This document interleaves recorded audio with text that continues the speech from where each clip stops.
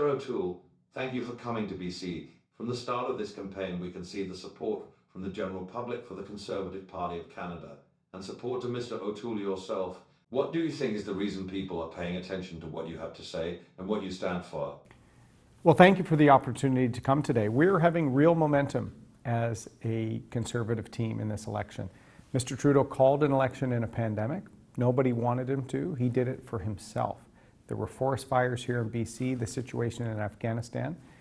But this provides a chance for people to change. We need a government that will get spending under control, that will clean up crime, that will make sure small business owners recover from COVID. So we're going up because we launched a plan, Canada's Recovery Plan, on the first full day of the campaign. We've got a plan to keep taxes low, to get people working, to reduce spending, and to get our economy back on track. People are noticing that you look different since the beginning of the campaign. You look leaner, or I guess I could say, more refreshed. You're younger than Trudeau, but you look older. But now, you look very different. What's the reason? I have been running every day. I went for a lovely run by the Olympic Flame here in Vancouver this morning. We are positive about the future of the country. You know, I've got a lot of experience. I like to say I have more gray hair because I worked hard in the military and the private sector. I've had to work hard for everything I have in my life, but I believe in Canada. I think our best days are ahead of us. So I am younger than Mr. Trudeau, much more experienced than Mr. Trudeau, and I'll tell you, our plan is exactly what we need to get the country back together, to get the country united. After COVID, we need a plan to help people, and that's what Conservatives are going to do. You're definitely leaner than before, but hopefully not meaner. Now, let's look at the budget. You said you are going to balance the budget in the next 10 years, but at the same time, you are not reducing the benefits that people get. How will you make this work without raising taxes? Like NDP tax the rich and Liberal tax good businesses. What's your plan? Well, our plan is to keep taxes low. We think people pay enough tax, and Mr. Trudeau's been raising taxes. We're going to keep taxes low. And Mr. Trudeau was spending 7% more in every department every year before COVID. He ran $100 billion of debt before COVID-19. Right now, today, Mr. Trudeau is borrowing $424 million every day. We can't afford this. Our children, our grandchildren can't afford this. So we've got a plan to help businesses get back on track, to help people get a job, to help some of the people that are vulnerable right now. But we're going to get our spending under control over 10 years, keep taxes low, get people working, and that will allow us to balance the budget. Mr. Trudeau will never balance the budget. He will raise taxes, including on the sale of your house. He's looking at taxing the sale of your primary residence. We will fight that tooth and nail because Canadians work hard, they save through their home, and we will protect that. Now, we haven't heard this term in a long time. Pro-choice.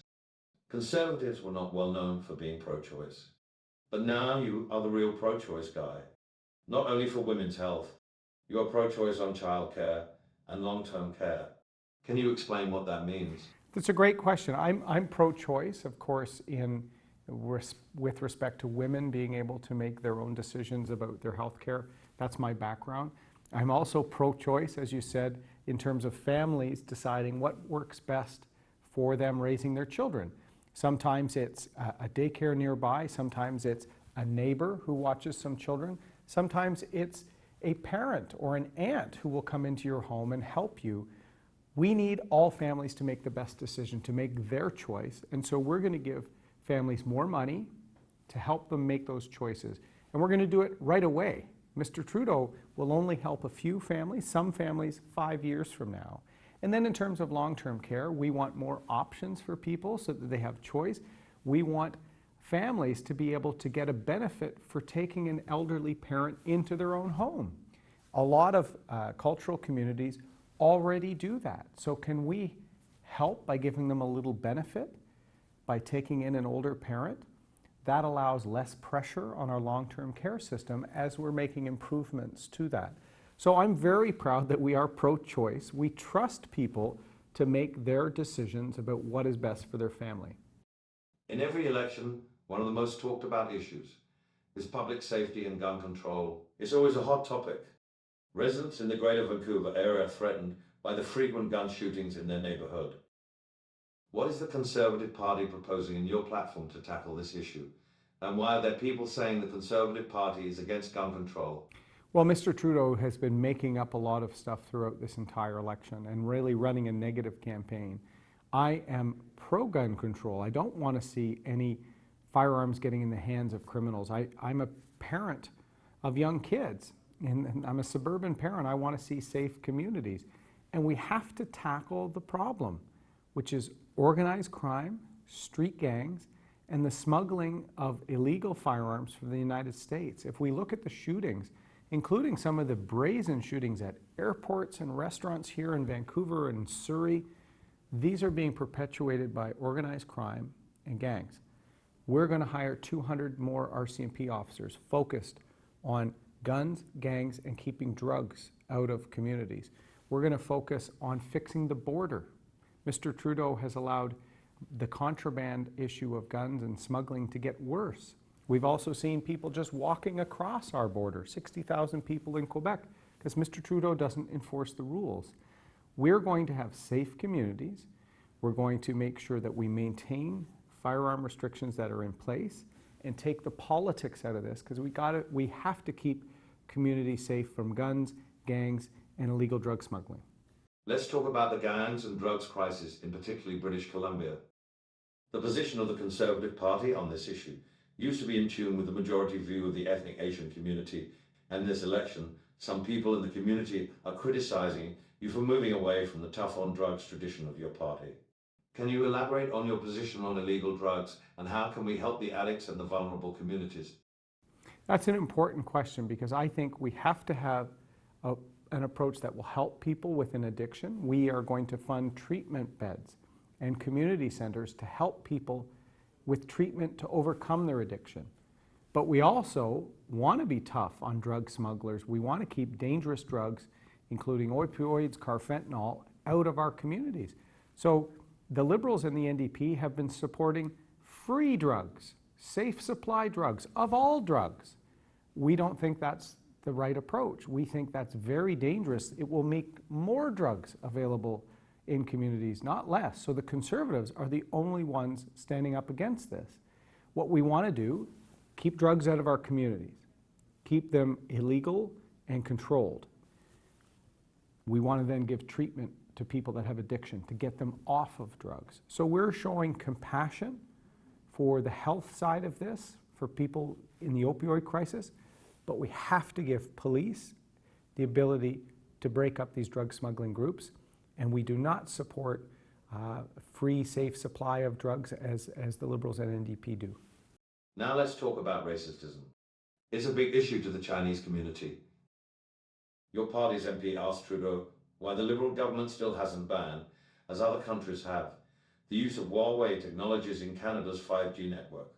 Why it launched a failed effort to co-produce a COVID-19 vaccine with China. Or why the Winnipeg lab was cooperating with the Chinese military. Mr. Trudeau replied, I would recommend that the members of the Conservative Party, in their zeal to make personal attacks, not start to push too far into intolerance towards Canadians of diverse origins. What is your reply to this kind of attack? That you are propagating anti-Asian sentiments? Well, that's, not only wrong. Mr. Trudeau is trying to avoid responsibility by claiming that our questions in the House of Commons are leading to some of the terrible anti-Asian hate and racism we've seen. I have a zero tolerance for racism, anti-Asian hate, and I'm very proud that some of our MPs, Alice Wong, Kenny Chiu, Nellie Shin, have stood up on this issue in the House of Commons. And we're very proud of Canadians who've come here from China, from Asian backgrounds. They've made our country better. They've built businesses, built lives. And I respect the ancient history of China, the culture, the art. Our issue is with the Communist Party and some of the decisions they make with respect to public safety, with respect to human rights. We can stand up to that political philosophy while also making sure we support Canadians of Chinese origin or of Asian origin. That will be our approach. the Douglas Jung, the first Chinese-Canadian member of parliament, was a proud conservative. I'm very proud that across the country, including here in the Lower Mainland, Chinese Canadians support the Conservative Party because they support safe communities. They support lower taxes, responsible approach to our budget, small business efforts. And so that's what we're going to do. We're going to fight anti-Asian intolerance and hate, but we will stand up to the Communist Party in Beijing. We should not be using Huawei. We should be following the lead of the United States and some of our other allies. So with me as Prime Minister, I'm a military officer, a corporate lawyer, someone with real experience. I'm going to be much more serious on the world stage compared to Mr. Trudeau. Let's talk about the China policy. China had been mentioned 31 times in your platform, and the Chinese propaganda machine Global Times reported a few days ago about this Canadian election and criticized the Conservative Party for using China bashing to gain support. The PRC ambassador warned Canadian politicians to not put personal political interests above Canada-China relations. In your platform, you propose to table a Foreign Interference Act. Is it the same kind of act proposed by one of your MP, Kenny Chew's private member's bill in the last Parliament? How would this proposal affect the Chinese community in the future? Well, that's a great question. I'm very proud of Kenny Chew's work. I'm very proud of Alice and Nellie and Michael Chong, our Foreign Affairs Shadow Minister. His father immigrated from Hong Kong to Canada.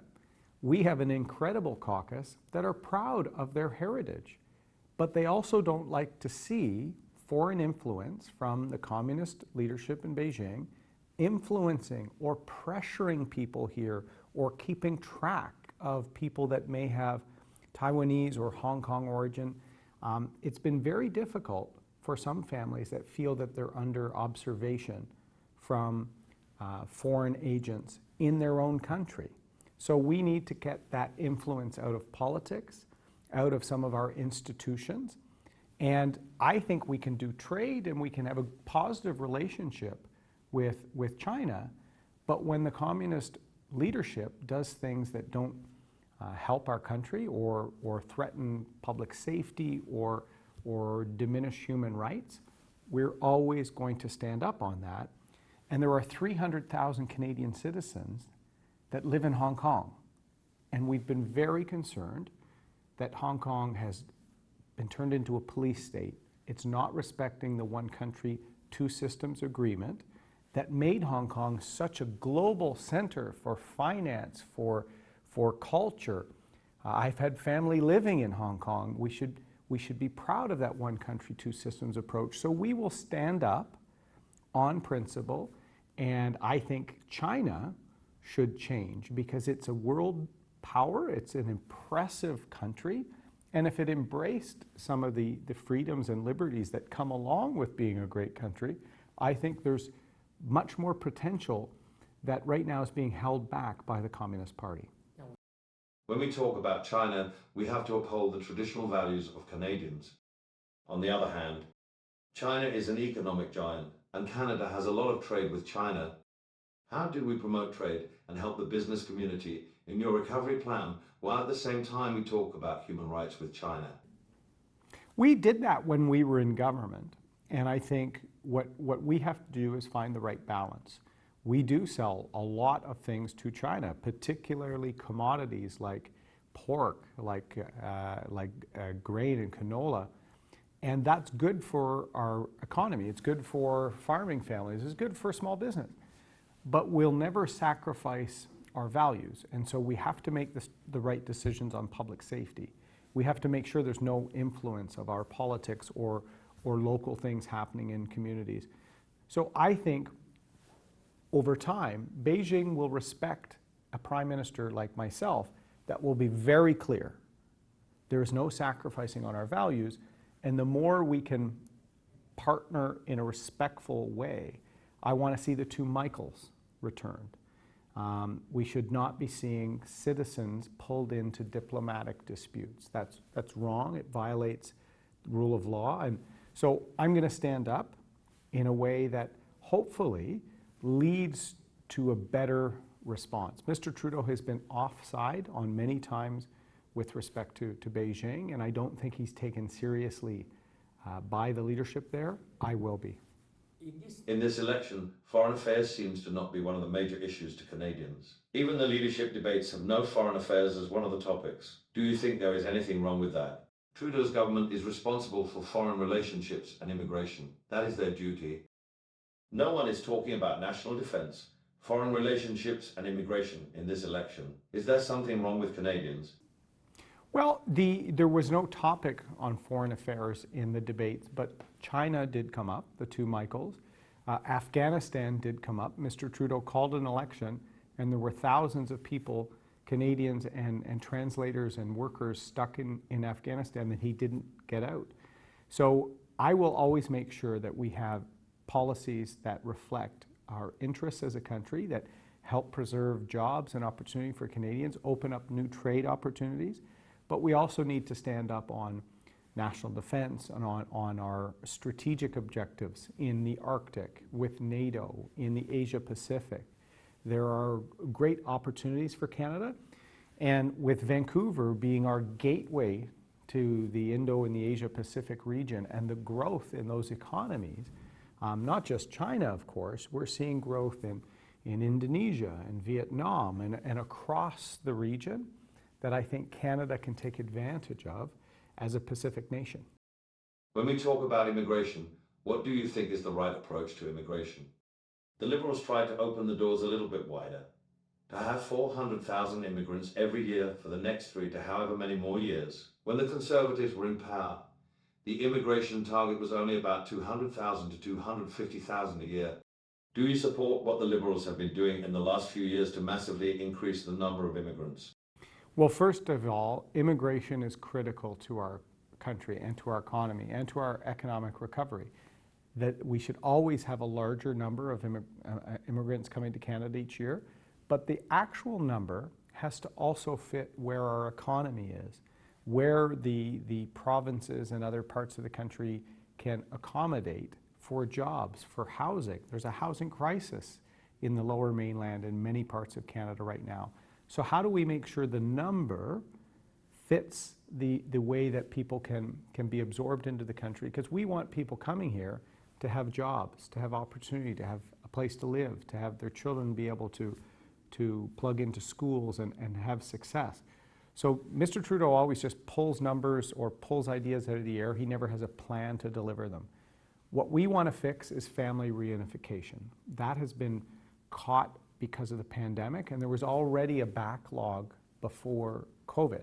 We want to put the resources to fix that. We think it helps families with their small businesses, with childcare, with the well-being, reuniting families, and whether it's increasing numbers that we've seen from the Asia Pacifics, from parts of the Middle East, we need to make sure that we let families be reunited as quickly as possible and have foreign credentials recognized right away or even before someone comes to Canada. So we're going to have a task force to try and get those foreign credentials recognized before the person steps foot in Canada. That will be our goal.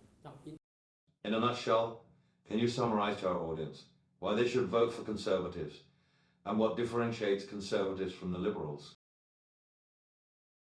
Two things. We have a plan. We have a plan for Canada's recovery to get this country back on track. 1 million jobs in 1 year, keeping taxes low.